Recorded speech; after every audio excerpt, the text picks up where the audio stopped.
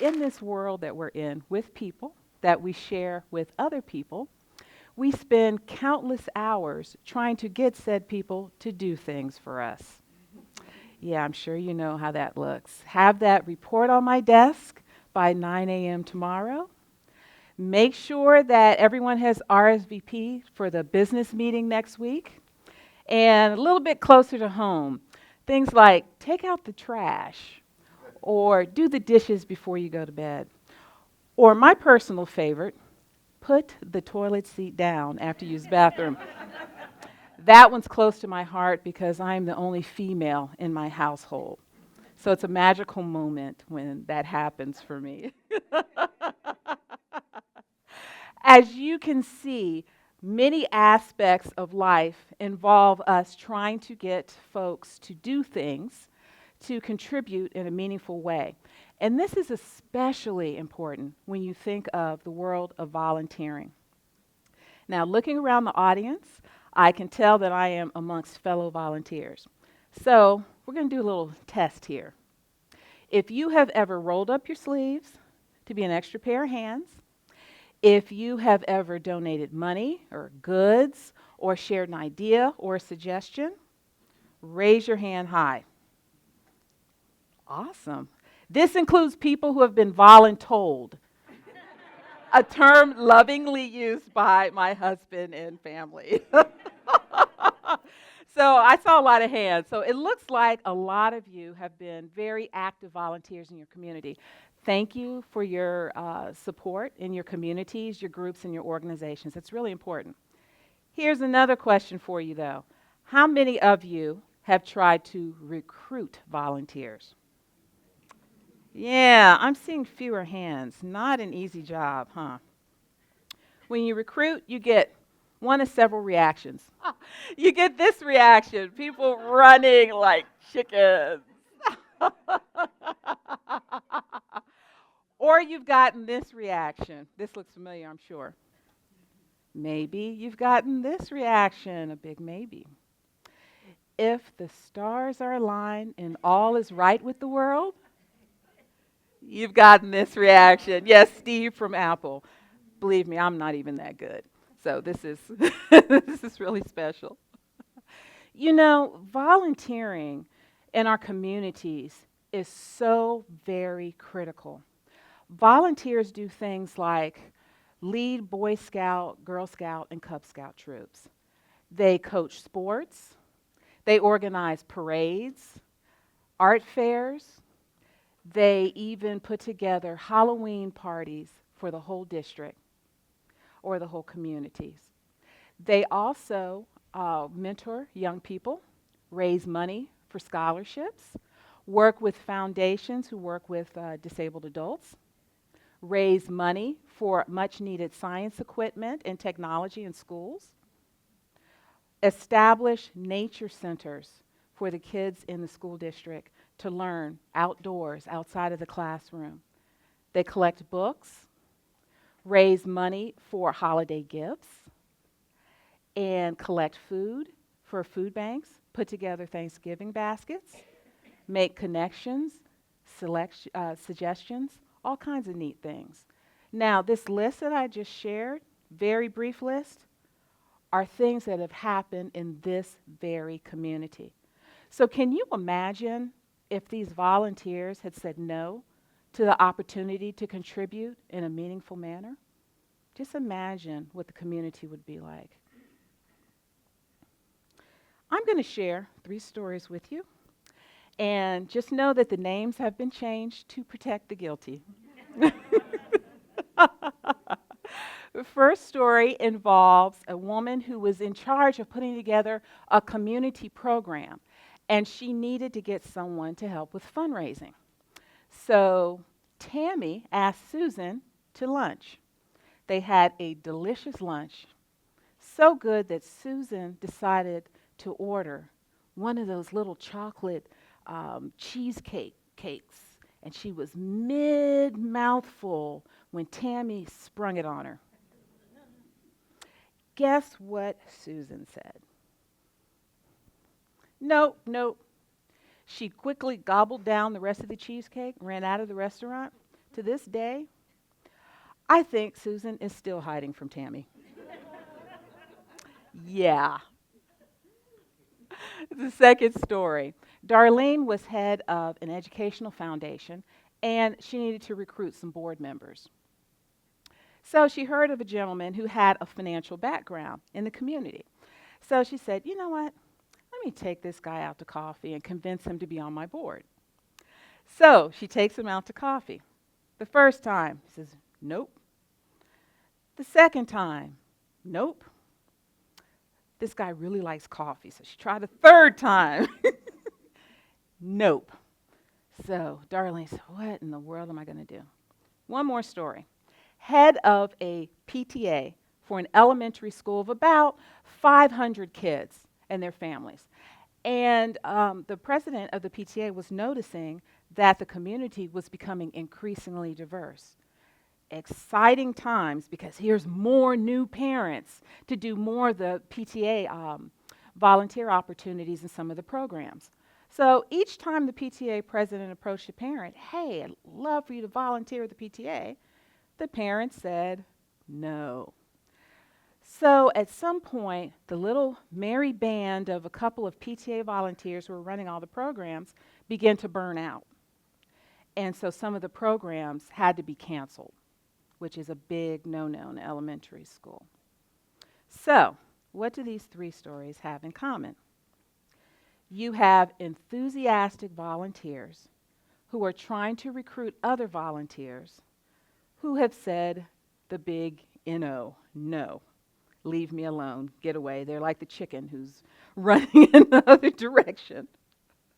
So, the question becomes, how do you get these folks who have so many talents and skills to volunteer with your group and your organization? Now, before I reveal the big secret, you can get your pens ready to write notes. I'm going to share something with you. 3 truths about human beings. 1, people's time on this earth is limited. So while they're here, they like to do something enjoyable every now and then, like to have fun. 2, most human beings enjoy the opportunity to be a part of contributing to something positive. Number 3, people like to feel useful, important, and relevant. They want it to matter that they took the time and the effort and the energy to contribute to something. They want it to matter. So now, for the big secret that all of you all have been waiting for. You ready? First, focus on the individual, then focus on the opportunity. No one wants to feel like they are a generic, warm body that needs to fill a seat, and that if they can't, you're just going to go to the next generic, warm body. That is an awful feeling. Now, I'm not telling you not to recruit for specific positions and tasks that you need. Of course, you have to do that. But flip the order that you do it in. You want to focus on the person. So what does that look like? Amazing things happen when you do this. So let's revisit these 3 stories with the names that have been changed to protect the guilty. The first one, Tammy and Susan in the restaurant. Had Tammy had the conversation with Susan about her interest and her skills and personalized the conversation, she would have found out that Susan hates fundraising. Like, detest it with a purple passion. Hate, hate, hate. I cannot say this any stronger than that. However, she would have learned that Susan loves strategic planning. Needle in a haystack. Who the heck loves strategic planning? There are people out there. That's the mission, the vision, getting the goals, and getting the people in line to execute against the goals of the organization. Tammy would have also found out that Susan had a list of about 10, 15 people who love fundraising, who get so excited going out there to their doctors, their dentists, their car dealers, and coming back with a $10,000 check. I mean, this list of people is golden. I could probably sell this list to a lot of people. Because Susan liked strategic planning, she also had a list of people who enjoyed not only fundraising, but also putting together events, organizing things, and the list goes on, because strategic planning is also about making sure you have the right people to execute the plan. And all of these folks, this was their passion area.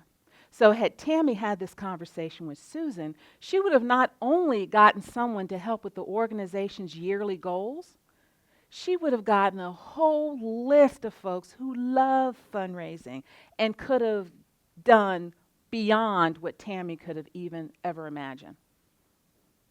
Another example of what happens when you flip and focus on the person. Darlene, the head of our educational foundation, who needed some board members. She decided to try one more time, take this guy out for coffee. It was pumpkin spice season and he wanted some muffins. This time, she flipped the discussion. What do you like to do in your spare time? What are you interested in? Imagine her shock when he said, I like CNN money. I like digging through numbers to find the story behind them. What do they mean? Darlene said, oh my gosh, jackpot. This is the guy who can take all the boxes in people's basements, you know, those dusty boxes that have the financial records that people just park and said somebody else can take care of this later, the job that everyone hates.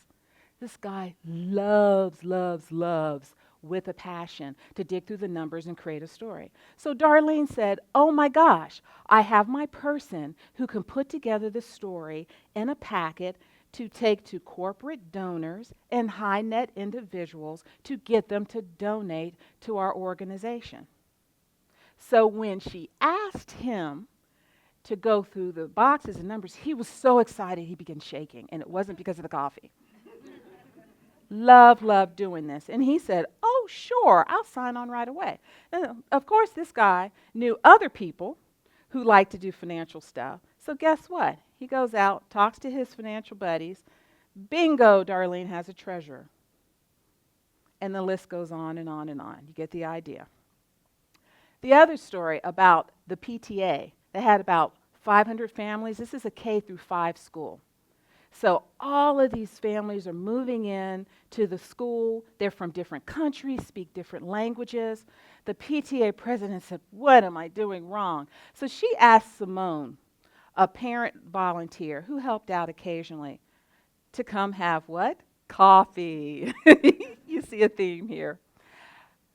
Simone said, you know what? You have this diverse community, and you've offered one way for people to volunteer. You've said either volunteer with the PTA or the highway. And guess what? These folks chose the highway option. So Simone said, okay, let me see what I can do to help here. So she realized that these families come in the district, wanted and needed to feel welcomed and feel a part of the elementary school environment. So the first thing Simone did was to find out what are the top 8 to 10 languages spoken in this elementary school as families are coming in. And then she said, you know what, we're going to put together an information fair because new families coming in as well as existing families, they want to know where's the chess teacher that comes to the house to teach children chess? Where are the sports organizations? Where are the music schools and the language schools? So they want to know all that information. So she said, we're going to put together an information fair, and guess what? There's going to be a PTA booth there. The PTA booth is going to have a list of volunteer opportunities. One list is one and done, where you don't have to come to any meetings. You roll up your sleeves, you show up, you're an extra pair of hands. Another list for folks who are learning English. There's some ways that you can volunteer until you get comfortable with your English proficiency. Another list for working parents. Another list for parents who have small ones at home. So she had the volunteers translate all of this into their native languages and share information like, where do you get the best Polish sausage? Where do you get the best Indian spices? Where's the Mexican ice cream in town? Where are the doctors and the dentists who speak Mandarin? So you had this big event. You pulled in parents because you offered a raffle for free parking spaces, VIP parking spaces at big events at the schools. Who can refuse a parking space for a crowded event? You want to see your kid in the Halloween parade. That is awesome. So, a couple of things that Simone shared really quickly. She said, when you approach people, if you get this reaction, sign them up immediately. Follow them home. You want to follow up within 24 hours because these people are ready to rock and roll. This tells you that you haven't probed enough into interest and skills and that you need to stay at it. So offer this person a one-and-done opportunity. Call them up occasionally. Ask them for their opinion on an idea or suggestion you have to get their feet wet. This really lets you know that you haven't gotten at people's interests. Invite them out to coffee. Make sure you loop with them every couple of months and have them be a part of your organization in some way to get some exposure to it. This one, just know that these folks will be back because once people talk about the positive opportunity they have, they are going to want to be part of the fun. The example about the Darlene leading the foundation, she had 22 board members. They all returned, and she had more people who wanted to join the board. That's how exciting things were. So, what's the lesson here? When you offer people a personalized, focused opportunity to choose their way to contribute in a positive manner while having fun, no one will ever say no to that opportunity. So I'm going to leave you with this, to go out into your respective communities and offer opportunities to contribute to everyone you know. Good luck.